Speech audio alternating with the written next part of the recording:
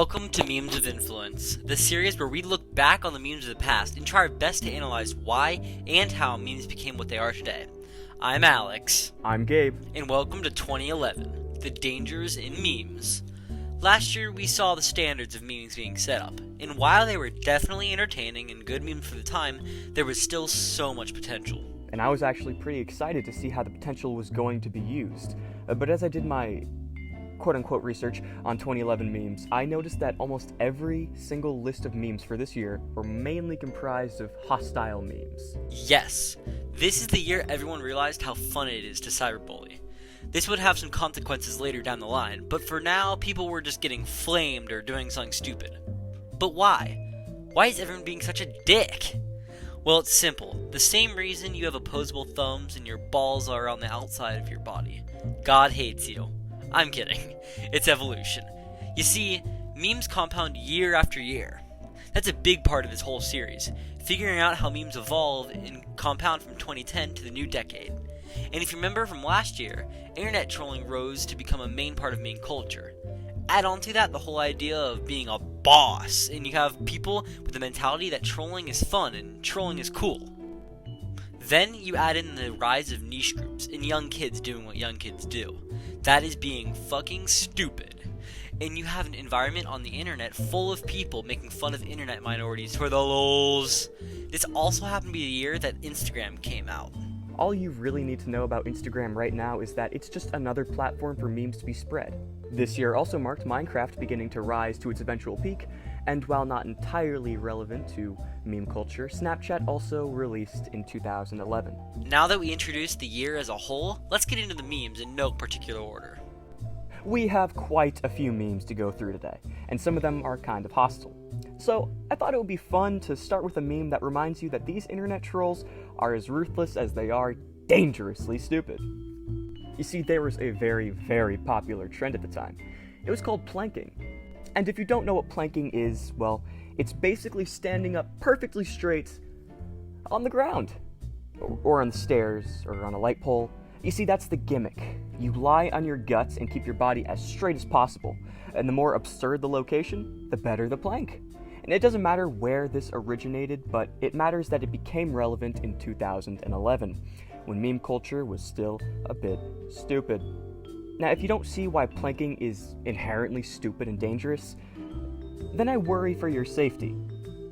Again, the more absurd the location, the better. Okay, so do you see the issue?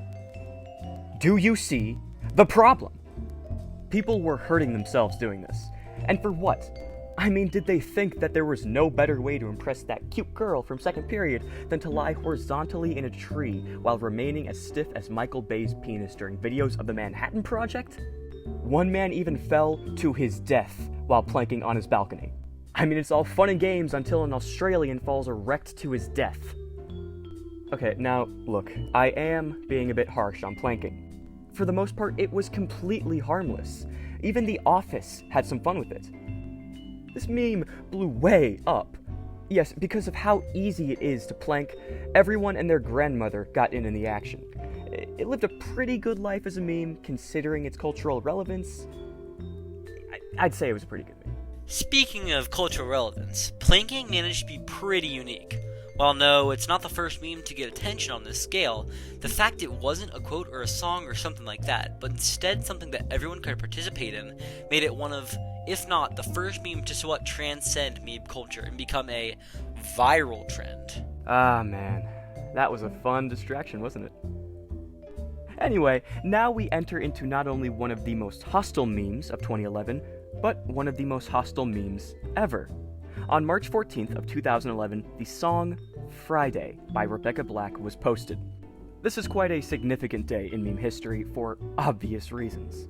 Now, if you don't know what the song is, somehow, then I'll fill you in. Arc Music Factory released a song that can only be described as a Kidz Bop original. Just try to imagine what a song about Friday would be like if it was written by a bunch of out-of-touch adults trying to appeal to teenagers in 2011. It was bad. Horrible, even. Okay, production quality-wise. Lyrics, the music video itself, all of it, just horrible. Okay, now what I've said isn't inherently interesting. I mean, yeah, bad songs come out all the time. What makes this one any different? Well, because everybody associated the entire production with one person, that being the lead singer named Rebecca Black, and she received all the hate this song got. Now granted, she wasn't the best singer, but she was also a child getting directly shit on by everybody on the internet because, it was just so damn funny. And while we still do this today, the fact that we blamed everything on her was kinda bad. It's like when everybody hated Jake Lloyd for playing Anakin Skywalker so terribly, when in reality, he was just doing exactly what Lucas told him to do. Friday became unrivaled in its hate from the internet, being hailed as the worst song of all time, all at the expense of Rebecca Black.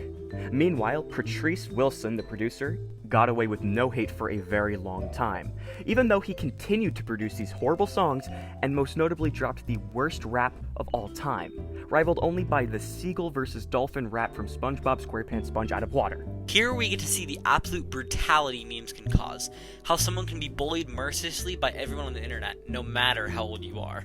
Okay, I'm gonna bring back a memory you forgot you had, okay?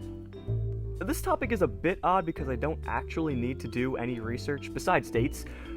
This is for two reasons. One, I'm typing on a school computer and I don't want Brony in my search history.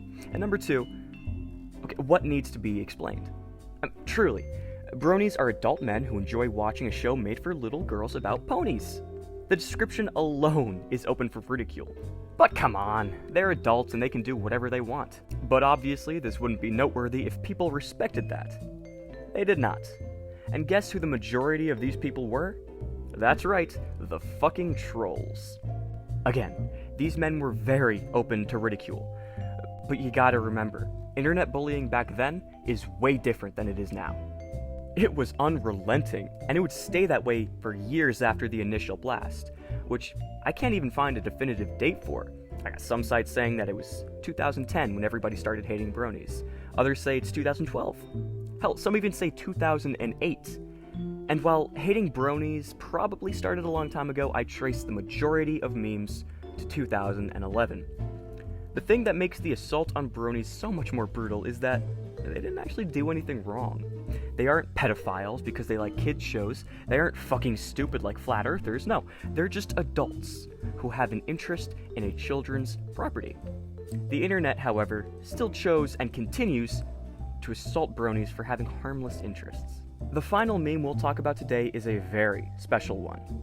This meme is different from the others because of how it uses the term meme. We've mainly been talking about internet memes. Instead, this final meme falls in the more general term, that being an element of culture passed down by non-genetic means. And I can assure you that this was both a major element of culture and definitely did not involve sex. Minecraft. Minecraft became relevant pretty much when it was released, still in development, in 2009. So why talk about it in 2011? Well, 2011 was a major year for the game. First and most obvious, it actually released this year. Not to mention Minecon began and sold out immediately. After the official release of Minecraft, videos and memes spread all across the internet. It was huge for YouTubers. Things like the survival games, Skywars, survival series, Minecraft mods that would destroy your family computer, and of course Minecraft parodies became very popular types of videos. Even meme culture had a bit of a shift due to Minecraft's popularity. Not being overtaken like it was with internet trolling, but rather forming a new variety, or a new flavor of meme. What the fuck? I'm sure that if you try to remember back to the internet in 2011, above everything else, you will most likely remember Minecraft, at the forefront of it all. There isn't much to say about this meme that it isn't inherently obvious. I guess the big takeaway is that Minecraft was a major part of 2011 culture, not just in terms of memes, but in terms of the internet as a whole. It seems almost impossible for this empire to fall, but that is a complicated story for another time. And that's all we'll cover for 2011. It was basically 2010's evil brother. This wasn't exactly 2010 2 people were expecting. It was more hostile in its major memes, and at the same time, being very memorable in others. This year had more of an identity than 2010 in terms of meme culture. Not so much represented by one type of meme, but rather seen more as something akin to music or movies. A broad term to describe many genres in itself. 2011, while noticeably more memorable than the previous year, still seems to blend in with it. No groundbreaking changes in meme culture, but rather more glorious steps into what it would soon become. What memes did we fail to mention from 2011 that you really liked? Let us know in the comments. Okay, so since this year isn't a massive change from the previous year, our big question still remains somewhat foggy. How did we go from planking on park benches to threatening the government with a raid on the most private facility, Area 51?